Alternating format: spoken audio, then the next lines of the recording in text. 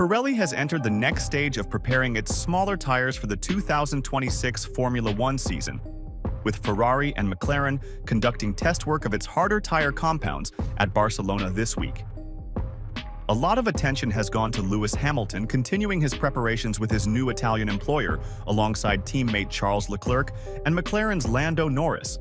But it cannot be stressed enough that lap times from the two-day test at the Circuit de Barcelona-Catalunya are entirely meaningless, heavily depending on the run programs requested by Pirelli to test its smaller prototype tires for 2026 and its compounds at the harder end of the scale. While Hamilton will have benefited from more seat time in a Ferrari from last year, with the latest procedures, steering wheel, Ferrari power unit, and so on, the biggest benefactor from the test is Pirelli itself. The Italian tire manufacturer is up against it to test and produce tires that are narrower, 25 millimeters at the front and 30 millimeters at the rear, and smaller in diameter, from 720 millimeters to 705 millimeters to 710 millimeters front to rear,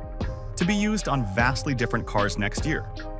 The difficulty for Pirelli is that it has no representative cars to test its new rubber on, as the new for 2026 cars feature significantly reduced drag and less downforce generated by the floor and diffuser. Initial plans to reduce overall downforce by 40% have been watered down to around 15% following concerns over slower lap times, which are now expected to be more in line with current performance levels. But the new generation of cars is substantially different in how and where they generate performance. So Pirelli has to rely on the imperfect solution of mule cars, machinery from 2022 to 2024 with trimmed wings to collect real-life data from its new rubber. Following an initial test with Aston Martin in September in its 2022 model, and recent wet compound running at Le Castellet, Ferrari and McLaren conducted work in Barcelona in more recent cars with significantly lower wing levels, appearing with fully flat mainplanes more akin to something you would see in Baku or Las Vegas rather than at the high downforce Montmeló circuit. The overall downforce levels of these mule cars will be relatively close to the start of 2026 specifications,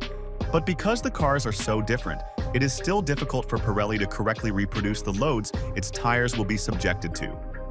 It is therefore relying on being regularly fed simulations from teams to stay ahead of the curve.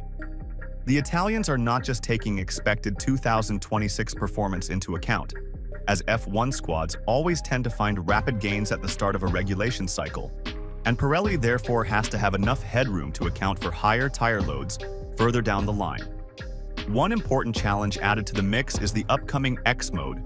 a DRS-like form of active aerodynamics, which changes the angle of the front and rear wings on the straights for higher top speeds, as opposed to the standard configuration which is dubbed Z mode.